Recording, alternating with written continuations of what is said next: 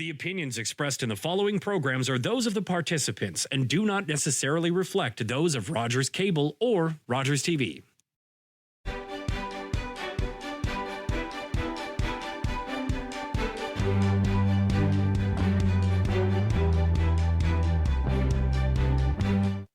Hi, and welcome to Politically Speaking. I'm David Shearman. My guest today is Ross Kentner, who, among other things, is the mayor of Meaford. And it's a pleasure to have you back, Ross. Things are rolling in Meaford, are they not? They are, absolutely. Yeah, and it's snowing in Meaford. It is snowing as we speak. Now, you know, when this is played back, who knows? We might be in the middle of a spring thaw, but right now it is snowing in Meaford, and I think we're headed for a white Christmas. I really do. Well, now that betting is legal in Ontario, I'm sure somebody's got the odds of that. Snow probably kind of dampened the total success of Christmas on the Bay this year. And when I say that, I just mean there was so much snow, and when it starts getting rearranged by the wind, you have conditions that people just don't want to drive in. And if you're driving from Orangeville or Wasaga Beach, you know, to Meaford to, you know, see this show, I can understand you taking a pass on it, you know, because of the weather. And that's really too bad. So I know that it was pushing 10,000 last year, and I think we're pushing 8,000 this year. But, you know, it will grow every year, I'm sure, just as long as the weather doesn't really stomp on it. Well, I have to say that last night I was out after dark on the county line between Grey and Bruce, and the wind was blowing, and it wasn't nice. So I get the idea. But Ross, you're an old traveler. You've told stories of getting stuck on Highway 10 coming back from Toronto. Oh, yes. Well, I was the one that didn't get stuck because right sitting on Lake Ontario at, you know, the very bottom of Yonge Street, I was listening to CFOS before pattern change, of course, you know, so before 5 p.m. And I heard that Highway 6 and 10 was closed and 400 was closed, and just about everything was running into problems. So I called my wife and said, have you heard anything about, you know, the airport road? And she said, no, but, you know, things look not that bad here. And I said, well, I'm going to get going right now, take the airport road and see how I do. So I got home that night, but people who had actually left Don Mills at about, I want to say 2 in the afternoon, spent the night in Mount Forest Mm-hmm. because they could not get through. So that's the power of radio, you know, and I told that story many times. Oh yes, and it's a caution for all of us to pay attention to the weather and at this time of year, and pay attention to the roads. 511 Ontario or Ontario 511, whatever you want to call it, is a great application, either on your browser or on your smartphone. Keeps you up to date, those kinds of things. And I'm sure Meaford is also your public works department keeps the people updated on the state of the roads. Yeah, I think it was good. We did not have to declare a weather emergency, or there is a special term that we use, a weather event. But anyway, significant weather event. Thank you. Anyway, we're pretty lucky, and as I say, Christmas on the Bay was wonderful. I got to light up the Christmas tree this year, and amazing. People constructed a switch, a gigantic, humongous switch, which sort of took the very top area of the Nelson Street entrance. And when that switch was, you know, connected, there was a huge, loud squelch, and the lights flickered, and on they came. So I thought that was pretty amazing that they were able to produce that, you know, movie type. Staff did a really good job of that. Well, I remember last year when Mayor Kentner was running around the town hall looking for the switch and the plugs, and where is the plug-in? Where's the plug-in? Oh, it was, you know, it's one of those things that goes on behind the scenes that the public doesn't see, but it was quite funny to see the mayor running around looking dare I say it, looking to get lit. Honestly, things never go as planned. And this year, the problem was timing on the south side of the hall. That's where we were lighting the Christmas tree, and uh, name of the Scarecrow, kazoo band was all ready to perform, and we'd have a little ceremony there as the lights went on. But on the other side of the hall, on the north side, they have a stage in the village, and they were running behind, and the people there was a huge crowd there to see all the youngsters dancing and singing and everything. And so I went around to see where everybody was. That's where they were.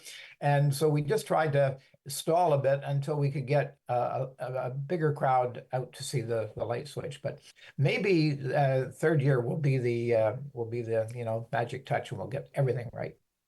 Ross, I hate to tell you, there's an old adage in entertainment, and I think it's been true in television, certainly. Never work with kids or animals. So I hate to tell you, you may be mayor, but you know what really matters? Mom and dad wanting to see their child to do their thing on the stage. And Absolutely. actually, and we could add grandma and grandpa too. So you're chopped liver. You really are. Hey. Uh, I know we have drones, but we just don't seem to be able to communicate. This is a big building, the Meaford Hall, and to communicate Yeah. from one side to the other is tricky. So, I mean, Well, I'm sure you'll figure it out for next year. yeah, we're not done with entertainment and fun in downtown Meaford. This Saturday at Meaford Hall, Merry Movie Night, family-friendly time with games and a free movie. And then on Saturday night, we've got the Kinsman Santa Claus Parade.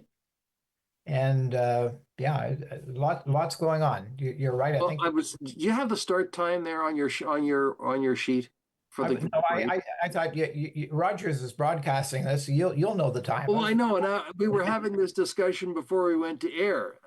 Is it 5:30? Is it 5 o'clock? Is it 5:15? Well, my information says 5:15, so I just need to know because I'll be doing the broadcast with a member of the Kinsmen, No, I and think so you better be there by 5. yeah, You all, we'll be there. We'll be there.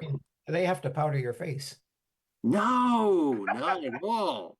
We're actually I just to let people know that the voices, and we're not doing this live, I should add. It's taped and it'll be broadcast later on Rogers. What we do is we sit inside the town hall and we have a bank of monitors and we watch the monitors and the camera people are all outside in their woolies and parkas and everything, and it gets quite entertaining when they have to brush snow off. So it's good. It's good. About your woolies. I Mhm. can segue from that. See if I find this here. I'll maybe start by telling you that the new commander at the 4th Canadian Division Training Center, Lieutenant Colonel Joe Tobin, is a real fine fellow. And he's, for example, opened the health and fitness facilities to the community at large. And last Friday, Deputy Mayor Keaveney and I had a very special privilege that is going to be extended to other people if they are interested. And so, if you'll recall, last Friday, that's when all this lake effect flurry started. You remember that? So, we were observing a live firing exercise. And, it was very, very interesting. We were wearing about 15 pounds of protective gear and helmets, shatterproof eyeglasses, and earplugs. And afterwards, we had a chance to get to know some of these young soldiers and also to share a field lunch. And I wouldn't call it haute cuisine, but what I'm going to say, it was hot and nourishing. And what I liked, or what it lacked in ambience, it really made up for in good company. Absolutely. And many's the time I've had a meal or a reception at the Centurion Mess there on the base. Um, and I happen to know some of the people who worked in the kitchen, And yeah, that's the goal. Get the meal out. It's hot. It's got to be hot. It's got to be simple. It's got to be nourishing, because nothing but the best they can provide for the soldiers in the field. And instead of a table, like you've got the hood of the trucks, there's the fenders of the trucks, Yep. there's tailgates of the trucks. Yep. Yep. Now, did you have the privilege of pulling the firing lanyard on one of the artillery pieces, or did they not let you play with the big guns? No, there were no big guns. This was all rifle training. Okay. And but it's very, very interesting. And I said to some of the staff that were sort of coaching us on what we were seeing and helping us understand. I said, it really this kind of warfare hasn't changed in 100 years, because basically what they were doing was going down in two files spread out, and so while one group fires and keeps firing to keep heads down in the trenches, the other group advances, and then they switch about. And the group on the left provides the fire cover, and those on the right, move forward. And then they have actually pop up. It's quite sophisticated in this respect. They have pop up targets, so the soldiers know when they're not providing enough fire cover that people can get up and take a look and shoot back. Anyway, very, very interesting, and certainly refreshing. Hmm. But it was a really good experience, and I think that it's just the beginning of a new approach to relations between the base and the municipality of Meaford. I know that Lieutenant Colonel Tobin intends to open the range for a family day, which we've had this type of thing in the past, but it's kind of a long time in the past now, and I know it will really be appreciated. Families can go on the range, take tours, specific tours, and visit cemeteries and so forth. So I think, and actually, there are provisions for people to visit cemeteries throughout the year, really. But not everybody knows that, because not everybody has family in those cemeteries. Very true. I've been on one of those tours a number of years ago. They don't conduct them very often, but I will tell anyone that the most informative tour was actually the perimeter road tour, which goes. We had two options. You could go to the firing ranges, or you could take the perimeter road tour, which goes right around the outside of the base, and you can see some of those cemeteries, and they'll take you right into Mountain Lake, which is the lake that is right in the middle of the base there. And then some of the structures that are used for exercises. The view is incredible. But I remember the most remarkable thing is that our tour guide pointed out that the base is actually a nature reserve. It's got a huge amount of natural Oh, yes. of birds and natural life. Yeah, So very interesting to see that. I'm it is. glad to hear that the commander is planning to open that up. That's good to hear. It I really, would it say really is. We're very excited about it, and included in that opening up, now members of the public are able to actually sign up for to use the recreational facilities, gymnasium and so forth. So that's really, it was that way at times in the past, and those good times are coming back. excellent. That's very, very good to hear. Very good to hear. Now, let's move on a little bit to one of the perennial discussions we have, and that's the municipal budget. What's your schedule at this point? Where are you in your budget Well, we discussion? we are where we are. The budget has been a challenge this year, and partly because it was presented to us in a unique way. And I'm not saying it wasn't a good way, but it was a way that was different. And so, and it was based on here's your core, requirements, and then these are things you'd like to do, but you can't afford all of them. And so here are some elective ideas for you to choose from. We're used more to the idea of like, here's your operational budget, must do. Here's your capital budget. Hope you can do a lot of it, and that's the approach that I think works best. But at any rate, we were facing a very, very high increase this year, much more than we've ever really entertained in a very long time, certainly as long as I can remember. And I think the main problem with it was that the OPP, gave all municipalities across Ontario a humongous increase. I think ours amounted to about 14% of our levy, which is a big chunk of our working capital, whether it's for capital or operating. So, yeah,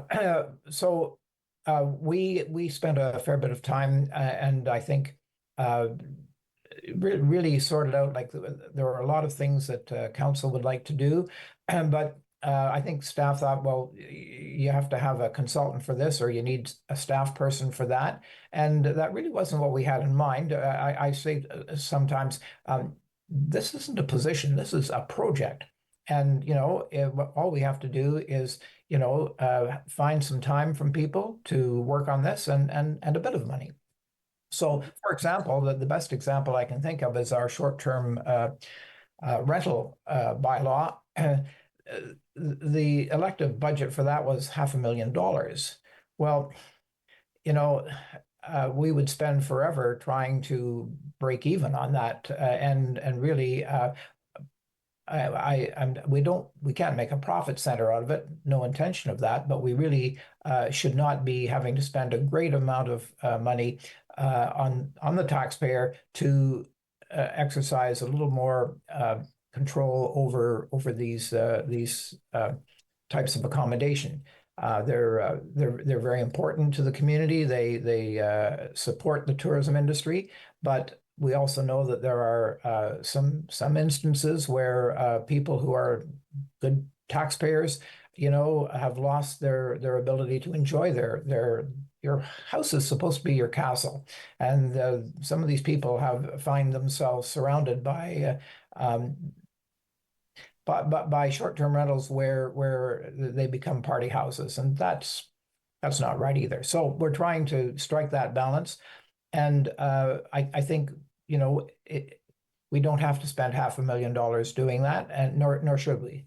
And so we've sorted out some things like that, and we'll be getting back to the budget shortly. But I think there's a consensus that other municipalities bring their budget forward in February and March even, so we're not far behind. We like to do it in December, but if it doesn't get done for another month or so, that's not an issue, I don't think, for those of us on council. One of the questions that I've had from other discussions I've had with other municipal leaders is, okay, you've got an STR bylaw in place, which I understood has to be self-funding because the program itself, it's not a cost center, but the STR program gets funded by the license fees. But pardon me for interrupting, but yeah. I'm not sure all of them do. I mean, that's the ideal. That's what we'd like to aim for. But I do apologize for interrupting you, but I'm gonna just tell you this too, that I don't think that we have to license everybody before we can have a bylaw. I think we can get the bylaw and have a lead up period or a grace period or something. So maybe this bylaw will come into effect, but if there's a problem like with let's say it doesn't meet fire code, or it doesn't meet whatever other code, that would be taken care of just in the normal scheme of things. And we will, have some requirements in place, but they don't have to start right away. And we don't have to start by, what am I trying to say? We don't want to bankrupt people who are have a small contribution to their upkeep through renting a part of their house. It's just I think, but at the same time, it shouldn't be a token fee that doesn't really meet some of the costs of providing this full service going forward. So I've told you everything. No, that's fair. That's fair. But where I was getting at is that the flip side of an STR bylaw is a municipal accommodation tax. Are you thinking of that as well? I know that's in place in Town of Blue Mountains.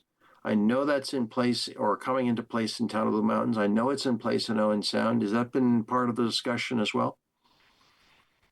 It hasn't been a major part that Mhm. I don't think, unless I, missed something, but I think that is something we could always come back to. Uh, Mhm. I'm not sure because I am more aware than I was ever was of how important STRs are to the local economy. Um, I know if you're the victim of one of these party houses, you're not going to see things that way, but it is true. And I can give you some for instances. People pay or people work by cleaning these places. People work by uh, managing these properties. There are all kinds of jobs that actually derive from this whole, service. So, and being in a four-season tourist area, I think we have to take advantage of this. We also have to fix the problems for people who have been disadvantaged by just a few bad actors. And definitely there will be, I think, a demerit system or something like that. So it's like, three strikes and sorry, you're out. You don't get a license. Yeah, and it certainly did, it certainly allows the municipality to, in theory, have a lot more control over short-term rentals. Um, well, I guess it all depends on how well your bylaw people enforce your bylaw. Yeah, and again, I think that the truth of the matter is we're going to have we're going to have to do this well enough that we can actually phone the OPP if there's a serious problem, and Mhm. not because otherwise the cost of it just gets out of sight. One bylaw officer does not go to a call like this. So you have to have two bylaw officers traveling together. They have to have a vehicle, and you have to have two or three of them because all of this happens on long weekends, that kind of thing. So we've got to take that $500,000 price tag off of getting something done here, and that's what we're trying to do. Mhm. Well, it's an ongoing conversation among many municipalities, certainly along the Georgian Bay and Lake Huron shore, because it's a constant issue, and everybody seems to have their own take on it about what works, what doesn't, what they want to see. So it'll be interesting to see. Yeah, we've kind of we're certainly behind the curve at this point in time, but I think that we have got now some really good examples that we can pattern what we do on, and we are serious about getting this done. We thought we would have it done sooner, but you know what? That's the way the world goes sometimes. Do you anticipate that this particular piece will be ready for the long weekend in May? I think it could be, and I would really like it. Um, it will be a very preliminary, but I think we should, and I know that staff is working on it. So Hmm. fingers crossed. Okay, so we're in terms of your budget, let's go back to policing. The province made I know you got hit with a huge increase in your policing costs, but the province has said, well, we're going to throw some money at you and we'll relieve that burden. But like anything, there's either strings attached or it doesn't quite go far enough. Yeah, it doesn't quite go far enough. I would agree with that. But I think that I don't know where this big slush fund comes from, but Doug Ford seems to have all the money in the world for problems like this, and he said, "Here's 77 million. We'll fix this for you." But anyway, we really needed that fix. This was, and I don't know. I'm sure it was an embarrassment to the Solicitor General's department. It definitely would be, and I think they've moved quite promptly. We just got a letter out and to the Solicitor General, and we're going to circulate it to all municipalities. We weren't the first out the gate on this, but and that's why I think you had that almost instantaneous response that we've got to fix this. This is not as it is. Municipalities are screaming for some kind of review that gives municipalities some new tools and some new resources, because municipalities have been the victims of downloading for a long time. And you see that at county council. That's where it's most visible, where you see all the things that the county is doing, which used to be the provincial responsibilities. And I think, and there's been nothing to really mitigate that, to turn that around. And I think municipalities are demanding that provincial governments and certainly here in Ontario fix this, because otherwise, if we think we have a housing problem now, it's going to be a lot worse. People Oh, will be able yeah. to afford their municipal taxes.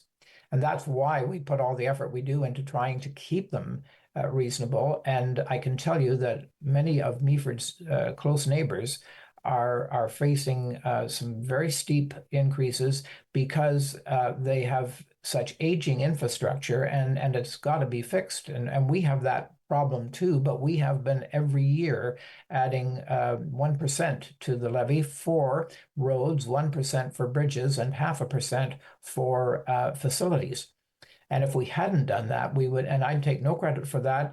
God bless the councils that went before me. They've been doing this since I want to say, the mid 2000s, and that has stood us in really good stead. And we would like to try and continue that, but right now we're facing the kind of increase that I think we're going to be starting at about 20% when we go back, and it's so busy right now, it may be the new year before we sit down to do that. But I believe that we also have lots of scope to bring things down to a reasonable increase.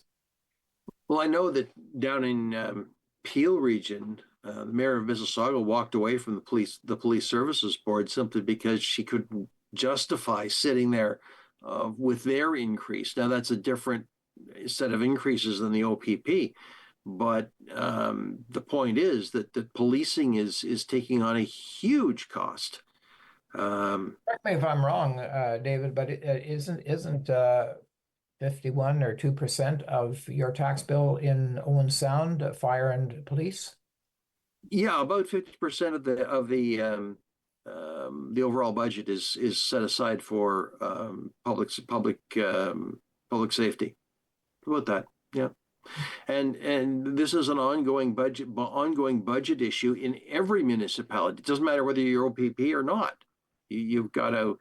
I mean, I'm looking forward to having a conversation with Mayor Boddy about the proposals for the new fire station, which is which according to the chief is just about done. Don't I remember when that was built? I hate to tell you, that's 50 years ago. Well, it's probably the same one I'm thinking about. Yeah, that's right. That is the one, and it's reached a point of no return, according to the most recent consultants report that they can't even get parts for the heating system. Well, but then that doesn't surprise me, because how long is it since Town of Blue Mountains built their new town hall? That's not very far back. And we had a meeting there one day, and we're told that they've already had to replace a great amount of the lighting and the air handling because they bought the latest, the latest and greatest, except it wasn't so great after all, Oh, those are ongoing things. I know that they have to replace the boards at the Julie MacArthur Recreation Center. And everybody said, what? That's new. No, their lifetime is 10 years and they've reached end of life. Yeah. Asset management is, I think of it as a bugaboo, but it is really something that coming to grips with is not going to be easy. And in all honesty, I can't quite believe I had not heard about the fire station in Owen Sound. I had not heard that. We are part owners of a fire station in Brook, which That is correct. end That of is Owen Sound. And that is correct, but it's actually this just actually hit the council at the last meeting, but the detailed report is in the operation community services, I think,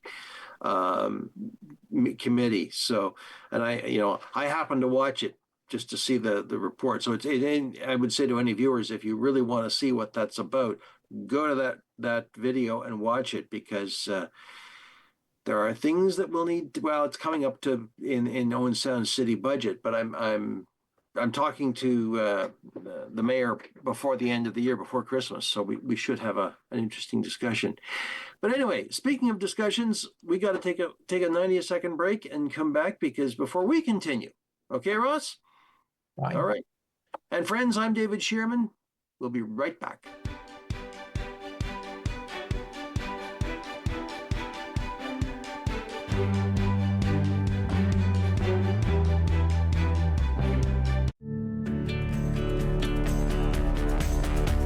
This program is brought to you by Rogers Xfinity, connecting you to more of what you love.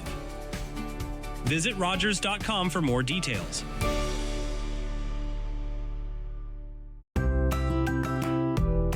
This is Rogers TV.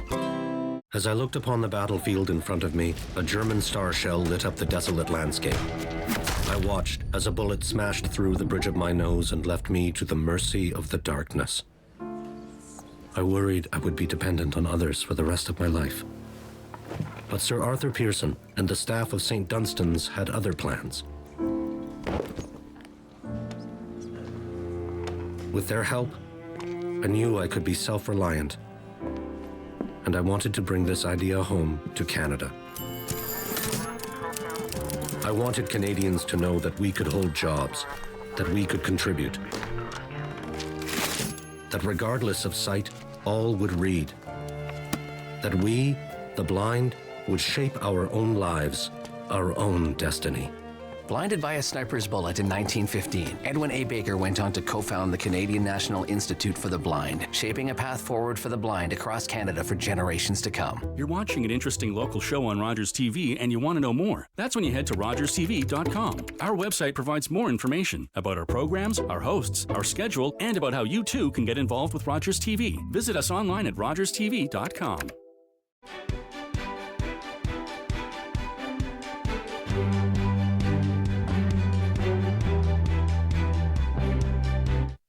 Hi, and welcome back to Politically Speaking. I'm David Shearman. My guest is Mayor Ross Kentner of Meaford, and we've been talking dollars and cents and buildings and all that kind of stuff, and infrastructure, and those are the watchwords for municipal politicians these days, aren't they, Ross? Infrastructure, infrastructure, infrastructure. Some infrastructure that I'm really happy about is the restaurant scene in Meaford. I think it's a well-known fact that in this part of the world, the more and better restaurants you have, the more success you're going to have as a community. And so what I can tell you, first of all, is Station 87. It was coming and coming and coming. Well, it's finally here, and it is great. I think everybody is pretty thrilled with it. I could stand to be corrected, but I think it seats 200 or 250, 50 staff. it's really the kind of restaurant that we have not had in the past. And I think it is going to be such an asset. And what I like best, I'm going to tell you, is what Stephanie Price of the Dam Pub told me. She said, I can't wait for it to open. She said, our business is going to boom. And it's because, in sound, where do you find 90% of the car dealers on the Sunset Strip? And the reason is that people like to do one-stop shopping. They like to go somewhere where they can see it all. And you've heard people talk about Car City, wherever it is, Well, the same is really true of restaurants. And so I'm just going to mention a couple other things in the same vein. At the Ultramar, which is at the west end of Meaford and quite close to where Johnny B's rebuilding at the moment, there's a new fish and chip takeout store. It says that they have two booths, but it is essentially a takeout facility right attached to the Ultramar, and a very, very nice menu, fish and chips. Up here on the hill, where I live, opposite the beer store, there's a new breakfast restaurant, specializes in breakfast. Now, I don't know if it's all day breakfast, but I imagine the thing is that's the menu. So if they're open, that's what you can choose from. The Chamber After 5 coming up next Tuesday is at the Major General Richard Romer Meaford International Airport, where you can get breakfast, lunch, or dinner. And every time I go by, there seem to be more cars around. And, if you have a good restaurant, you will see cars there. And I'm also seeing more aircraft all the time. So I wanted to share those with you. Well, I mean, everybody has to eat. One of my kids is a professional chef, and he says he'll never be out of business. Oh, because everybody's got to eat, and it's just the way it is. So if Meaford can develop a culinary cornucopia of places to eat, then more power to it. And the other thing that we forget is that there are training programs that run through Georgian College. So this becomes a place for people to enter the industry and do training. So lots of advantages there too. I've had a lovely chat or two with the owner and developer of this facility, which has taken, just for those who don't know, has taken the old Meaford Fire Hall and refurbished it. And they had a very rigorous architectural or cultural heritage agenda they had to follow to preserve the main features of this, but they've also brought it into the present with an elevator and multi levels of dining. And when we get around to spring and summer, it has actually two patios, one at ground level and one on a balcony. So, does it have a fire pole? That's a good question. It has the tower for drawing fire hose, and I know as you come out from out the main entrance way, you can it's all, the whole suit is there. You can jump into the boots, slap on the hat and grab the coat, as if you're on your way to the fire. So now, every fire station should have a fire pole. That's just the way it is. That's the way of the world. This building may actually have predated that feature, because actually I think but maybe not. There might have been one. I should investigate that for sure. Hey, you're on a mission, Ross. You're on a mission. Now, there's lots of other things happening, but I wanted to go back to one of the things that's happening across this country that I'm sure is affecting Meaford, and that's the postal strike. And what has the municipality done to mitigate the effects of that? Because hey, you people pay their taxes, their water and sewer bill, dog license fees. What's the process now?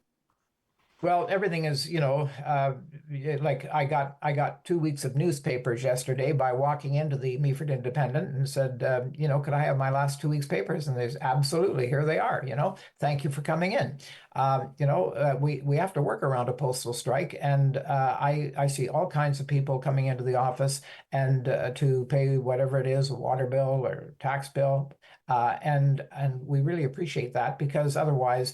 I'll turn it around a little bit. I signed a raft of checks yesterday, and I'm pretty sure that they're finding different ways and means of getting those checks out. Some perhaps being couriered, others being delivered, and so forth. And so the money is going out, and we need it coming in too. So I just encourage people. Just because there's a postal strike doesn't mean that your water and sewer bill isn't due. So we'd really appreciate it if you bring it to 21 Trowbridge Street in downtown Meaford. Thank you for that opportunity. And I'm quite sure that if you are in your office, you'll be glad to receive those checks. This brings to mind, I wanted to talk here a little bit about something we're doing in Meaford this year, and that is, Curious Magazine. Rock Gervais, you probably know Rock. He's a great guy, been around for a long time.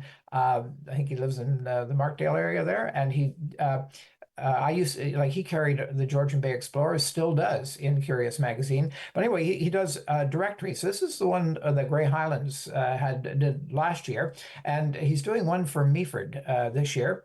And that's a great way, because we don't really have a business directory in Meaford, and that I'm aware of. And also, there are new businesses coming online all the time. So it's a great chance to actually, get something like this. Is very handy. You can thumb through it and see everybody. Like, I think when you're looking for a restaurant reservation or you're looking for takeout, it'll be a thought starter for you, And if you're, but the other thing is that so many of the businesses in Meaford, I mean, we've relied on these people for generations. And so it's a mix of a reminder of all the tried and true businesses, and also the new capital that's being invested in our community, and the energy that comes from entrepreneurs. So I'm really looking forward. I wrote a little introduction to it last week, and I'm really looking forward to this, coming out in the near future. It's funny you should say that those kinds of magazines are becoming more popular because of the transient nature of the population. People are moving in, moving out, and what used to be through the, what should I say, traditional media no longer is. So something like that guide, local directories are absolutely essential. Very, very handy. And it costs us nothing. I mean, that's because advertising pays it. As a matter of fact, up until I became a counselor, I never made a cent that didn't come from advertising. You know the value of advertising, Ross. Well, I know the price of not having advertising. How true. How true. And we've got to watch that, because are at the upper levels of government, advertising is part of the budget these days. So yeah, but it's not at the municipal level as much. You tend to leave it, municipalities tend to leave it to private directories, that kind of thing. You don't see, other than public service advertising. Yeah, and the thing is, there are many things that there's a legal requirement for an announcement to be published, and I don't think that the governments recognize other media. Unless it's on paper, and in circulation, they just don't buy it. So, and you know what? I keep telling people how lucky we are in Meaford for a community of 12 going on 15,000 people to have their own weekly newspaper, both online and the product that you can hold in your hands, and you don't even get ink off of the Meaford Independent paper. It's really good that way.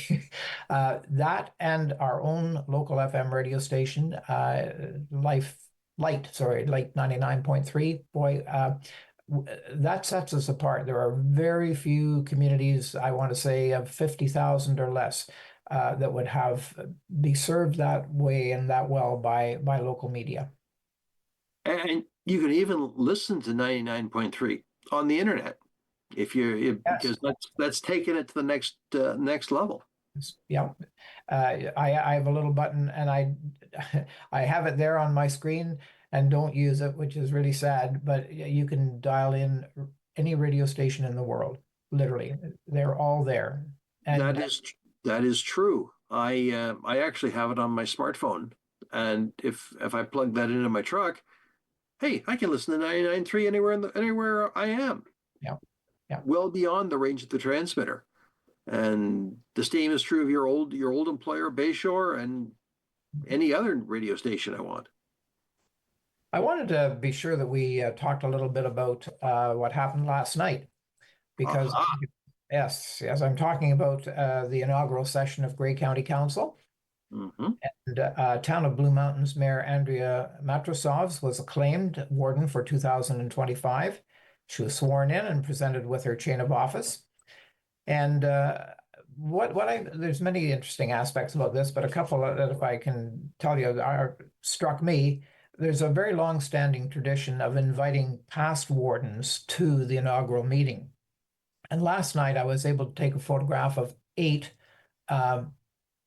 wardens, one present and 7 past, and that was, I thought, a real opportunity. So I had a chance to chat to Lois Erstad, who I knew very well. Used to cover her when she was in politics. She was the Reeve of Sarawak and the first county warden, and that was in 1982. The first woman who was a county warden, don't you mean? Yes, that's what I said. Yes, the first woman to be warden in Grey. I mean, if she was first warden of Grey County, she'd be a very, very mature woman. So let me give you this as I've got it noted so that I don't miss something here, but because I'm going to come back to actually Grey County, the first meeting was in 1852. Mm-hmm. The only other female warden in Grey up to this point was Arlene Wright from Owen Sound, and she served 2 terms, 2010 and 2011. Selwyn Hicks was in the picture from Hanover. He served 3 terms, 2019, 21, and 22. And Brian Millen from Southgate, who just is the retiring warden, he served 3 terms, 2014, 2023, and 2024. And then Rod Knott was there. He served the town of Blue Mountains in 2001. And Kevin Eccles, West Grey, he served 3 terms, 2008, 2009, and 2015. And Duncan McKinley, town of Blue Mountains, served as warden in 2012 and 2013. And finally, Paul McQueen of Grey Highlands, he served in 2020. So I went online and discovered that the Council of the Provisional County of Grey sat for 2 years, beginning in 1852, with the Council of the Corporation of the County of Grey first sitting in 1854. And in her warden's address, Andrea pointed out that it wasn't until 1917 that women won the right to vote here in Ontario. And she is only the 3rd woman to chair Grey County Council. So I want to finish off by saying, you ladies out there, and young women as well, you should be thinking about the next term, because we need more women in municipal affairs. Absolutely. Absolutely. There are, I know there is an organization out there called Elect Her that is working towards parity for women in municipal politics. And there are numerous organizations across the country who have similar aims. So the support is there. If look up Elect Her, and you will find all kinds of support and ideas and help for anyone who would like to consider, and believe me, the need is great. I mean, women are much better at solving a lot of problems than men can be. I honestly used to tell people when I was in broadcasting that, I would often prefer a woman, whether it was an announcer or a news person, because they're multitaskers, Mhm. and very, very good at what they do. So anyway, I just feel I'd like to make that plug. We have only our deputy mayor, Shirley Keaveney, is the only woman on our council, and really, uh, I'm sure everyone around the horseshoe would agree we could use more of that capacity, and yeah. Well, we will revisit that, Ross, I'm sure, sometime in the next 2 years prior to the next municipal election, because we are now less than 2 years uh, to before the next municipal election. So, and probably 18 months before nominations open. Gee, I'm scaring myself. Yes, well, I think I'm sure people know, but your good wife is That's Amy. true. I'm married to this is a political household. So, oh yes, but I mean, but the point is that the point is well made that we certainly could see more women around the horseshoe, as you say.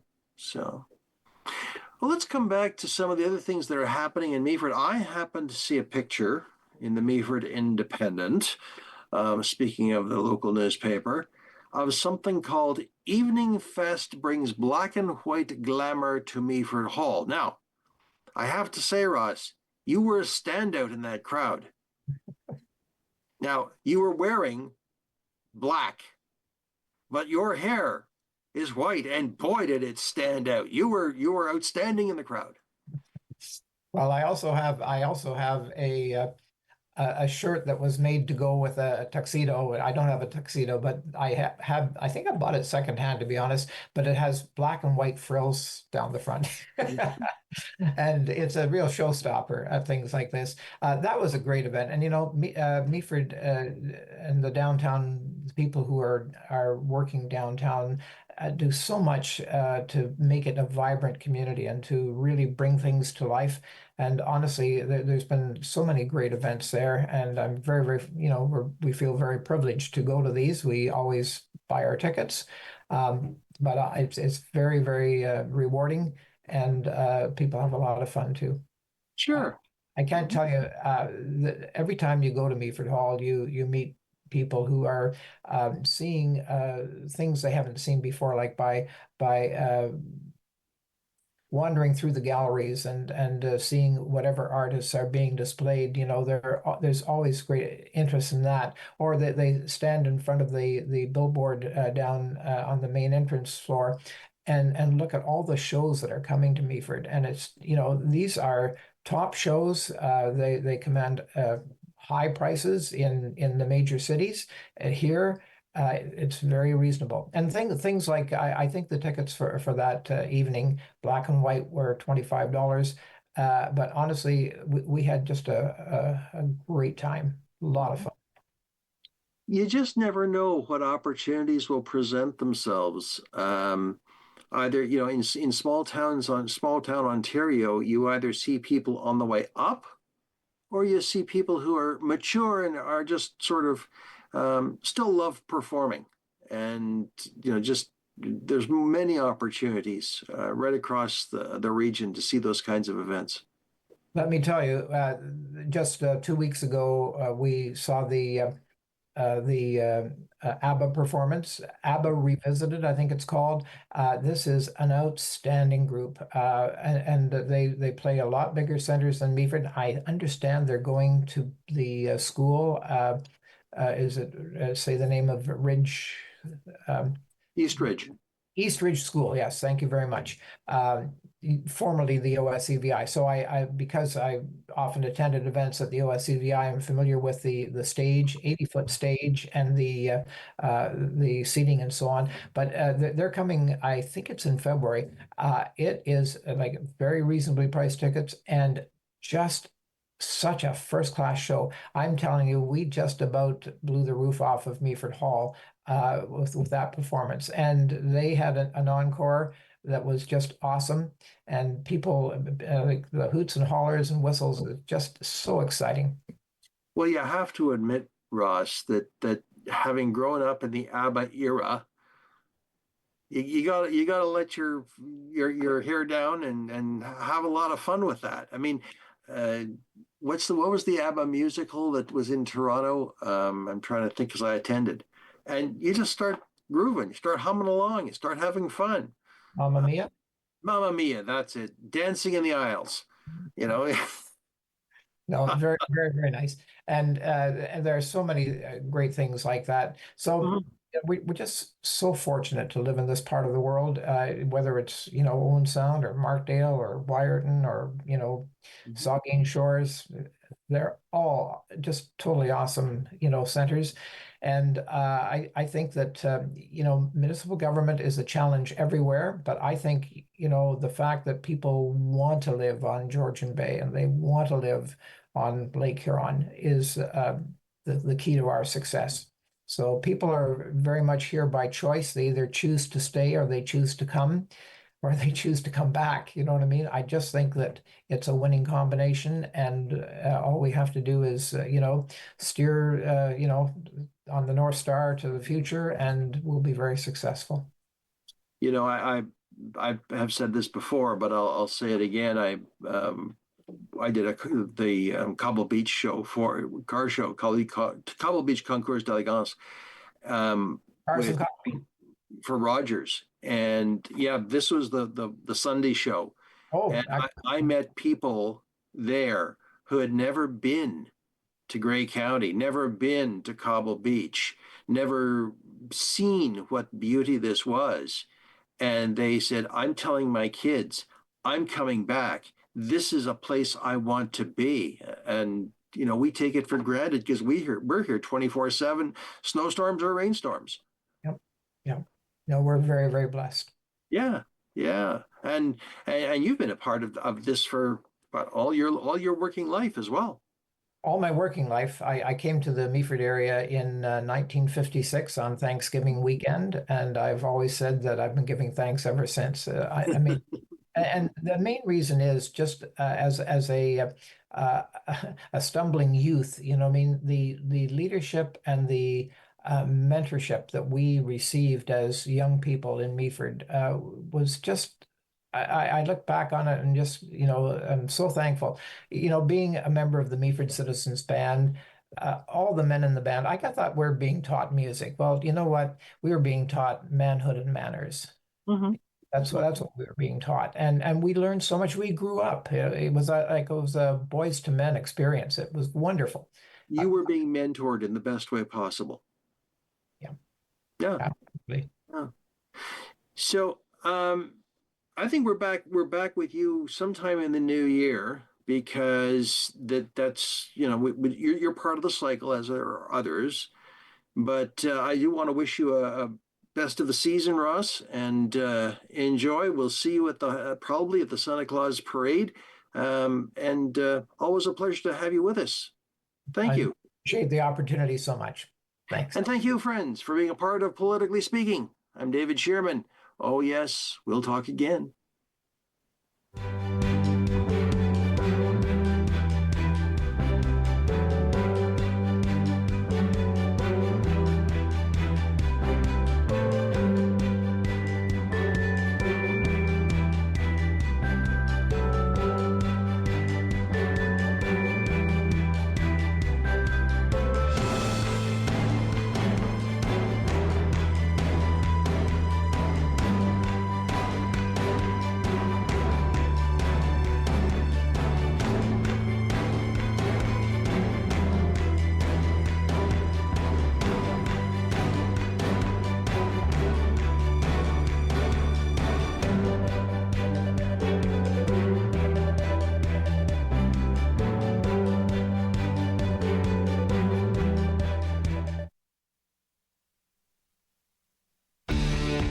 Connect with us by visiting our website or email us at comments@rogerstv.com.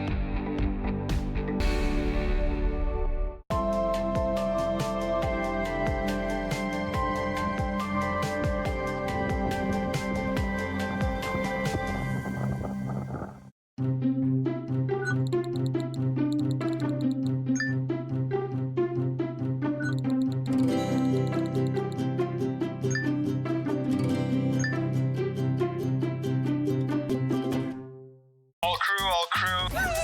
This is my favorite part. You see that jagged rock? They say it's haunted by mermaids. To be a yachty, you need to have thick skin. I thought I was doing the right thing. It's a bit harsh. You need to stop. Does anyone know where Chef is? Get him back here, now! Gary seems to be giving me the attention